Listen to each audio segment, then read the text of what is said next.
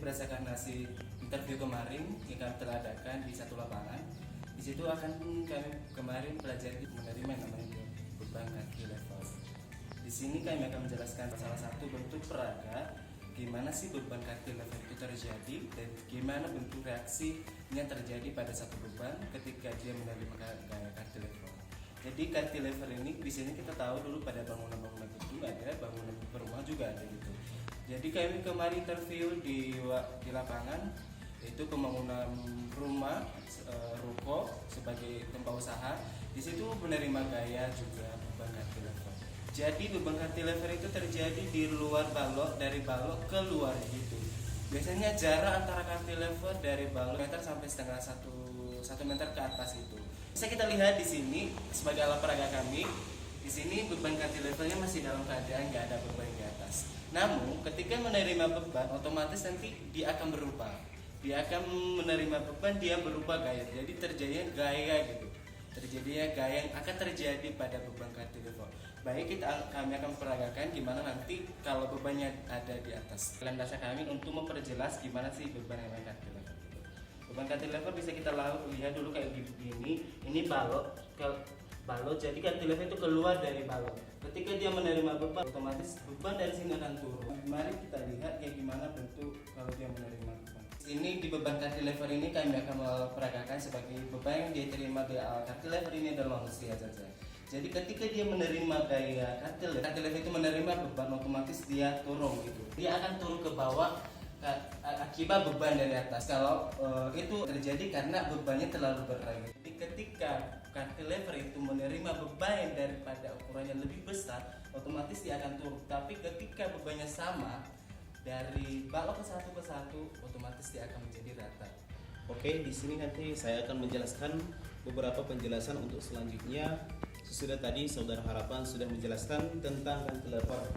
Nah, sekarang ini saya akan menjelaskan mengenai tegangan pada balok yang berkaitan dengan jangkauan pada balok. Di sini kami akan memakai alat peraga, yaitu sebuah tempat duduk.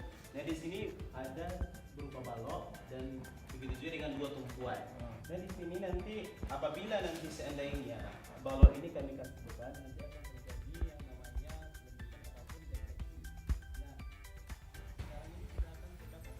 di sini pas kawan kami ini jadi beban, jadi akan ada yang namanya aksi, sehingga akan ada perlawanan dari bawah yang disebut dengan reaksi.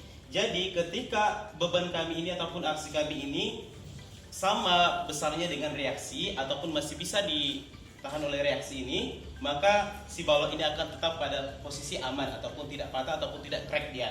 Nah, seandainya pada sekarang ini teman kami ini kami jadikan sebagai beban, ketika balok ini dikasih beban, maka sebenarnya si balok ini ada lentungan ataupun lentutan ke bawah, ya, ataupun yang biasa disebut dengan defleksi. Nah, di sini ketika beban ini dari atas, berarti dia akan menjadi kayak ada tekanan gitu. Dan sedangkan apabila dia ini sebenarnya ada lentungan dari sebelah bawah, jadi balok ini akan semakin menjauh. Titik A sama kita ibaratkan ini titik A dan ini B. Jadi titik A dan B ini akan saling menjauh sehingga terjadi yang namanya tarik. Berdasarkan atau contoh langsung di lapangan, kita bisa lihat di gambar sebagai berikut. Baiklah teman-teman, sebelumnya saya mau mengucapkan terima kasih kepada teman saya Ahmadi dan Harapan yang telah menjelaskan sebelumnya. Baiklah, saya akan menjelaskan bagaimana gaya tarik dan gaya tekan itu berlangsung. Baiklah, sebagai alat peraga kami yang teman-teman bisa lihat sekarang, di sini saya membawa dua teman saya dan akan mempraktekkan bagaimana gaya tekan berlangsung. Baiklah teman-teman, seperti inilah gaya dorong yang sedang berlangsung. Kalau misalkan teman-teman lihat, gaya tersebut tidak berefek sama sekali kepada materialnya. Memang tidak berefek secara langsung, tapi berefek secara teori.